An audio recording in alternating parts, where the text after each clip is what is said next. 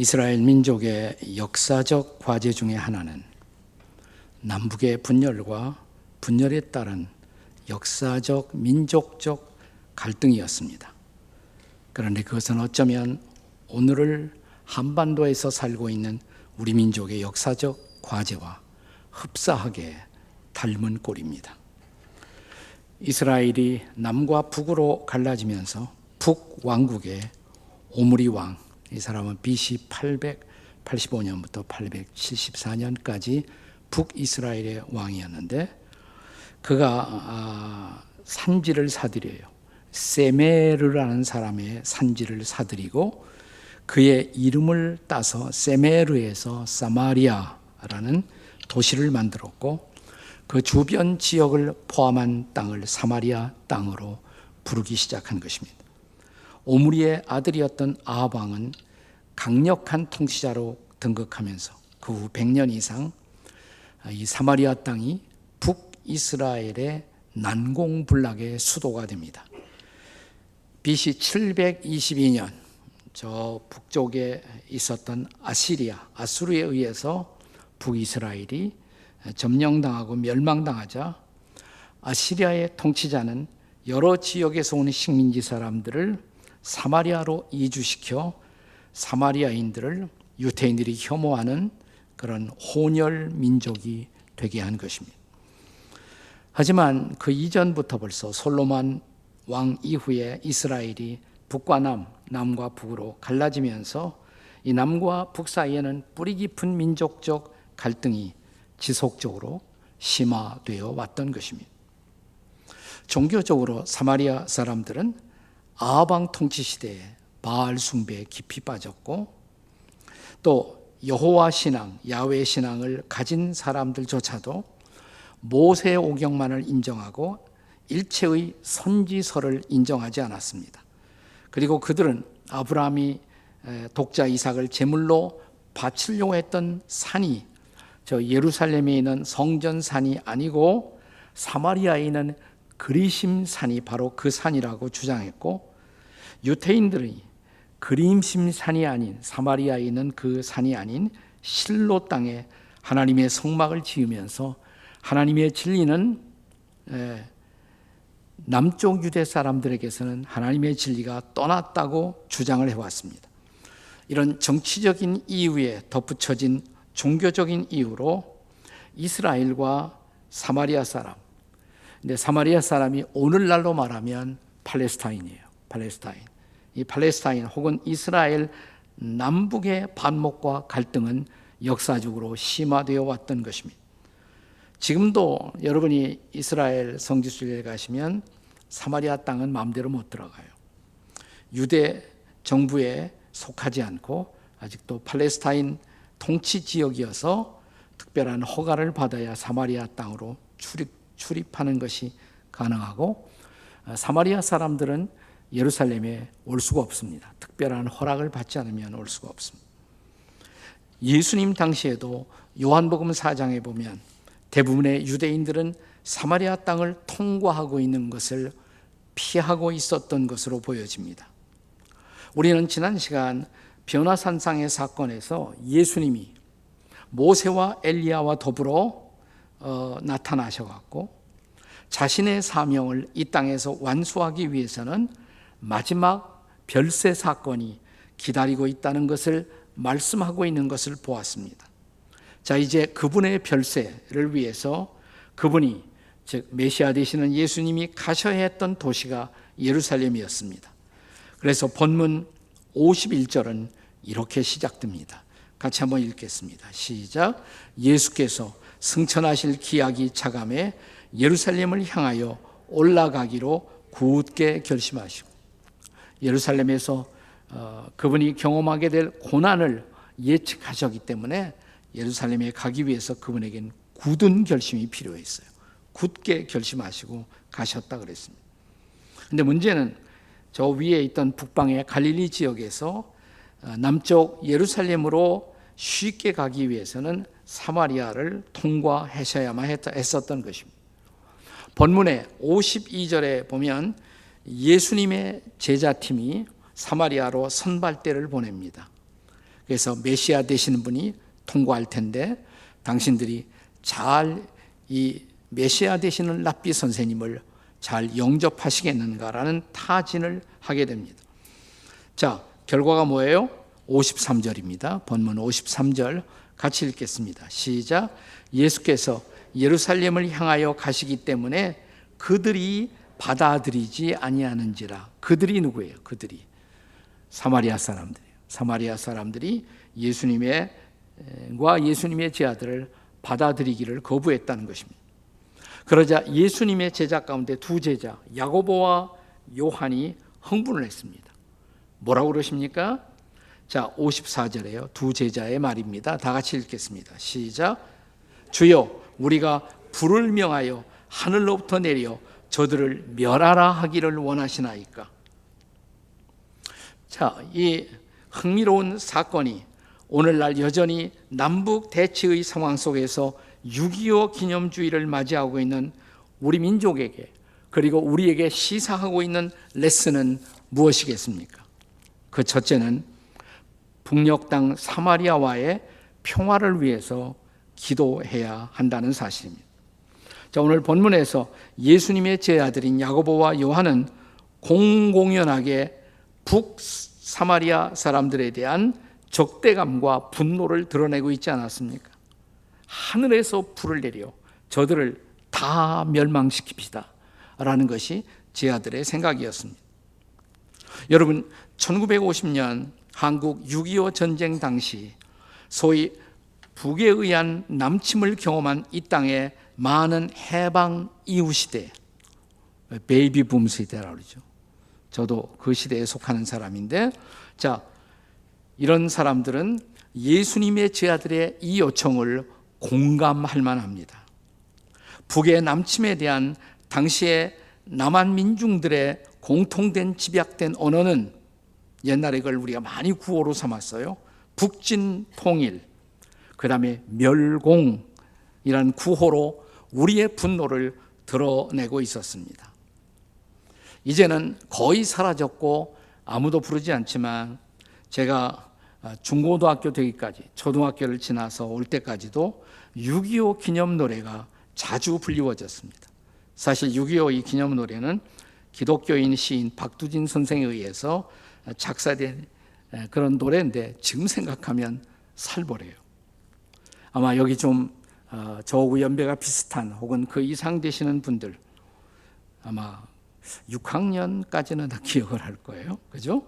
자, 6.25 노래 가사를 기억하십니까? 아, 이즈리야, 어찌 우리 이 날을, 조국을 원수들이 짓밟아 오던 날을, 맨주먹 붉은 피로 원수를 막아내요, 발을 굴러 땅을 치며 의분에 떤 날을. 후렴을 기억하시나요? 후렴. 이제야 갚으리 그날의 원수를, 쫓기는 적의 무리 쫓고 또 쫓아 원수의 하나까지 쳐서 무찔러 이제야 빛내리 이 나라 이겨래. 생각나시죠? 네. 생각나시는 분 하면 고개 끄덕거려 보여요. 네. 조금 늙은 사람들은 생각이 다 날 거예요. 네. 당시에 역사적 정황에서 이런 노래가 만들어지고 불리워지는 것을 우리는 충분히 이해할 수가 있습니다. 그러나 이제 우리들 그리스도인들에게 중요한 것은 저와 여러분을 구원하신 우리 주님 그리스도가 이런 관점을 동의하실까요?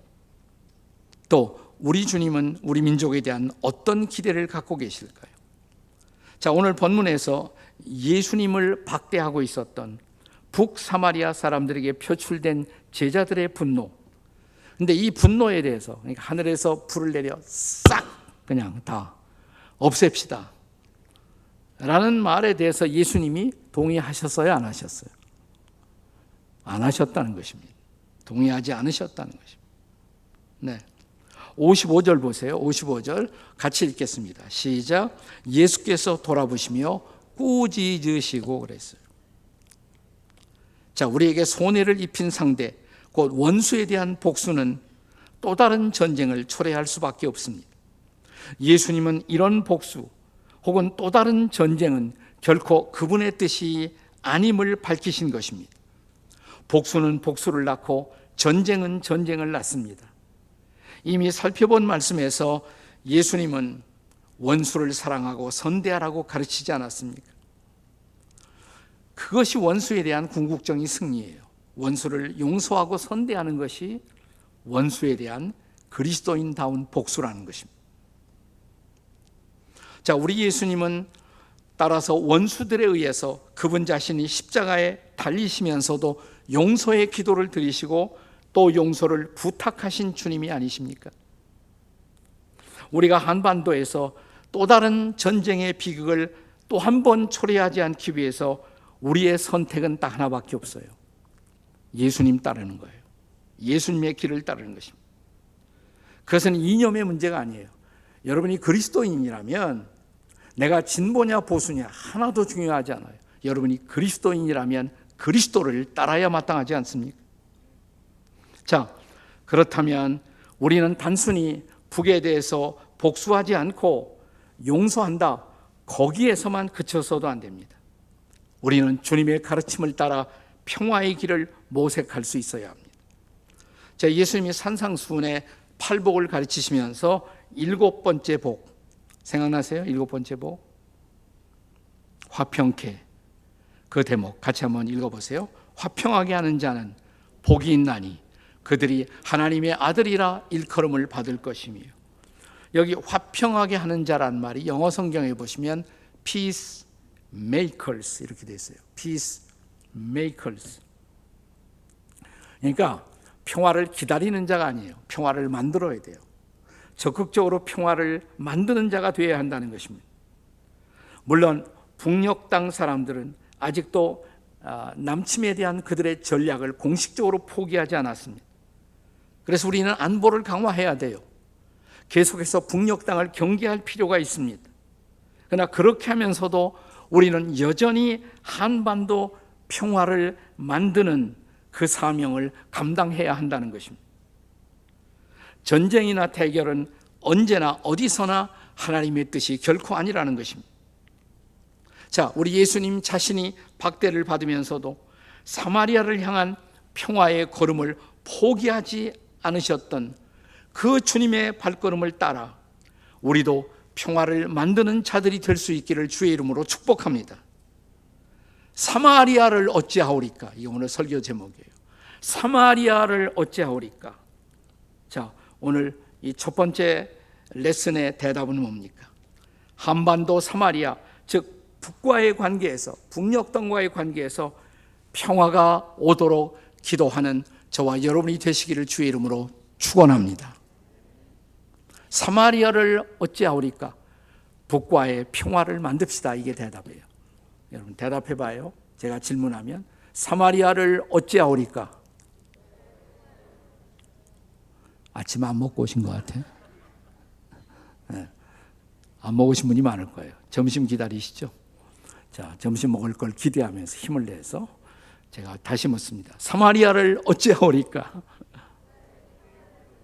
네, 북녘 땅과의 평화를 만들어야 돼요. 그게 성경적인 관점이에요. 자, 두 번째, 북한 사마리아의 복음화를 위해 헌신해야 한다는 것입니다. 따라서 할까요? 북한 사마리아의 복음화를 위해 헌신합시다. 아멘. 자, 오늘 본문 55절.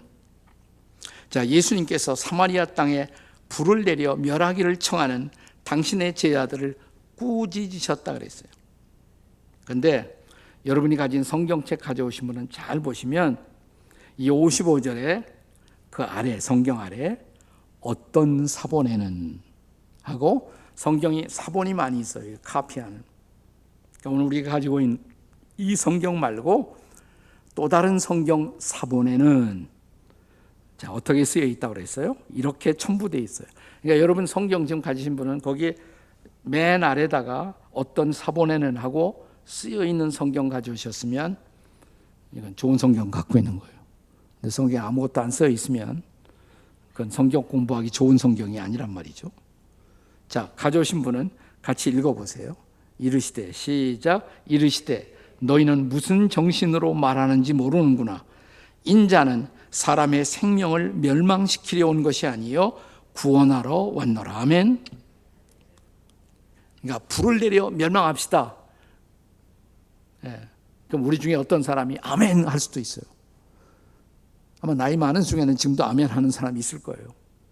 불을 내려 북을 싹쓸이 합시다. 아멘. 노맨이에요. 노맨.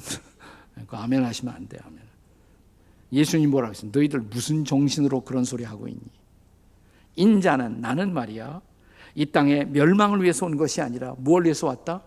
구원을 위해서 왔다 이 말이에요. 여기 예수님이 이 땅에 오신 근본적인 미션을 그분은 천명하십니다.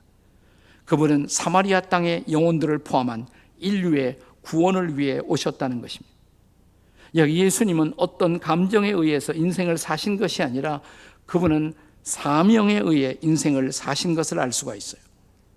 사마리아 사람들이 예수님과 예수님의 제자 일행을 거절하고 박대한 것은 얼마나 섭섭한 일입니까? 틀림없이 정서적으로 상처받을 만한 일이었습니다.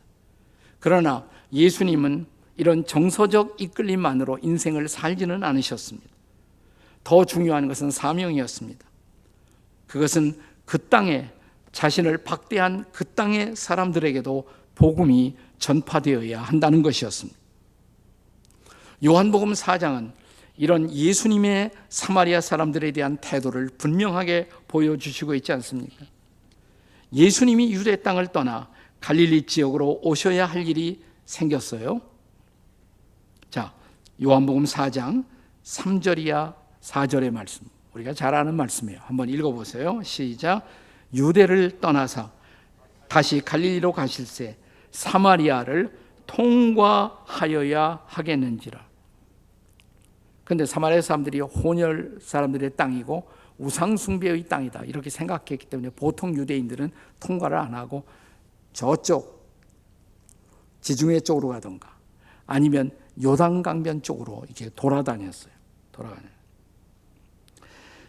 자, 이 수가성 우물가에, 그런데도 불구하고 예수님은 그 땅을 통과하셨다 이 말이에요. 사마리아 땅을 가셨다 이 말이에요. 가다가 아마 12시 정오 무렵 목이 타셨을 거예요. 우물가에 가셨어요. 앉아서 이렇게 기다리는데 어떤 여인이 마침 물길로 오는 겁니다. 자, 이 정오에 물길로 온 여인을 사마리아 성 수가의 우물가에서 기다려 만나주신 예수님, 그 예수님은 바로 사마리아 사람들의 영혼의 구세주, 메시아, 그리스도가 되시는 분이 아닙니까? 자, 그래서 이 여인과의 대화를 통해서 예수님이 그리스도이심을, 아멘, 예수님이 메시아이심을 깨우쳐 주신 것입니다. 자, 이 여인의 고백, 자, 사마리아 여인의 고백, 요한복음 4장 29절 다 같이 읽겠습니다. 시작. 내가 행한 이 모든 일을 내게 말한 사람을 와서 보라. 이는 그리스도가 아니냐. 그러니까 예수님을 그리스도로 깨달았어요. 믿었어요. 드디어 예수님을 그리스도로 메시아로 믿은 것입니다. 그리고 가만히 있지 않았어요. 자기 동네로 들어가서 내가 메시아를 만났다 전도하기 시작했습니다. 자, 그 결과가 어떤 결과가 일어났습니까? 요한복음 4장 39절입니다. 4장 39절 다 같이 읽겠습니다. 시작. 여자의 말이 내가 행한 모든 것을 그가 내게 말하였다 증언하므로 그 동네 중에 많은 사마리아인이 예수를 믿는지라. 아멘. 사마리아에 부흥이 일어나는 것입니다. 부흥. 여러분, 이런 부흥이 한 번 더 일어나야 할 것이 북녘 땅, 한반도의 북녘 땅이 아니겠습니까? 믿으십니까, 여러분? 한때 북녘 땅의 수도 평양은 이 땅의 예루살렘이었어요. 거기서 평양 대부흥이 일어났었습니다, 한때. 그러나 무신론 공산주의의 악령이 그것을 지배하면서 그 땅은 어둠의 땅이 되었습니다. 자, 이런 상황을 반전시킬 유일한 희망은 북한을 다시 복음화하는 것밖에 없어요. 모든 가능한 수단과 방법으로 우리는 사마리아 땅에 복음의 씨를 뿌려야 합니다. 사마리아를 어찌하리까? 그러면 북녘 땅을 복음화해야 합니다. 이게 대답이에요, 정답이. 한번 해보겠습니다. 사마리아를 어찌하오리까? 좀 이렇게 손도 들고 회사 가서 데모할 때만 이런 거 하지 말고 더 중요할 때니까. 사마리아를 어찌하오리까? 네, 북녘 땅을 복음화해야 돼요. 네. 사도행전 1장 8절이 대답이에요. 우리가 잘 아는 말씀 다 같이 시작. 오직 성령이 너희에게 임하시면 너희가 권능을 받고 예루살렘과 온 유대와 사마리아와 땅 끝까지 이르러 내 증인이 되리라. 아멘. 네. 어디 가서 우리가 증인이 돼야 돼요? 사마리아 땅에도. 사마리아 땅.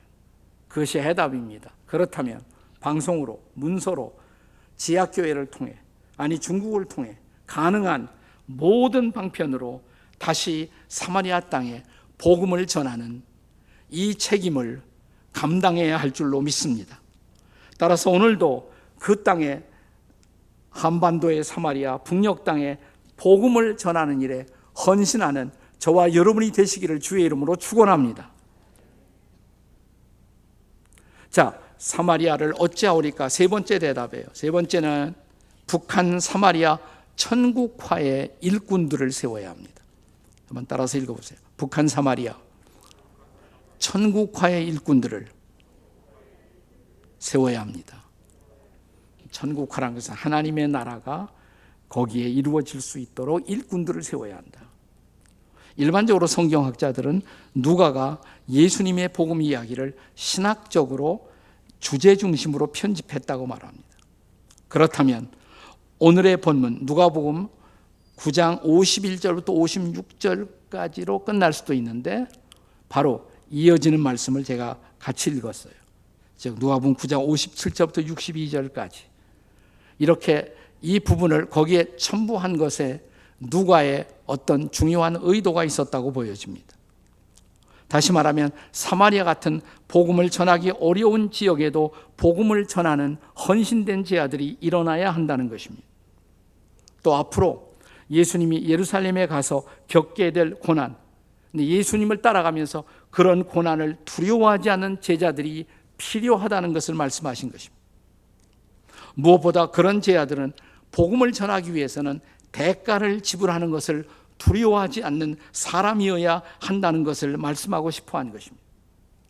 세속적인 안일함, 편안함만을 추구하는 사람들은 이런 하나님의 나라 사역에 합당하지 않다는 것을 강조하십니다. 자, 58절의 말씀을 기억하십시다. 본문 58절 같이 읽겠습니다. 시작. 예수께서 이르시되 여우도 굴이 있고 공중의 새도 집이 있으되 인자는 머리 둘 것이 없도다. 그러니까 그분의 소명은 안락한 집에서 살아가는 것이 아니에요.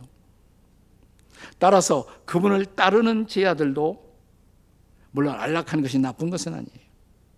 하지만 복음을 위해서라면, 주님이 원하신다면 언제 어디서든지 안정된 이곳을 버리고 떠날 준비가 되어 있는 사람들, 이게 예수님의 제자들이다 이 말이에요. 저는 부친을 장사하고 그 다음에 주님을 따르겠다는 사람이 있었어요.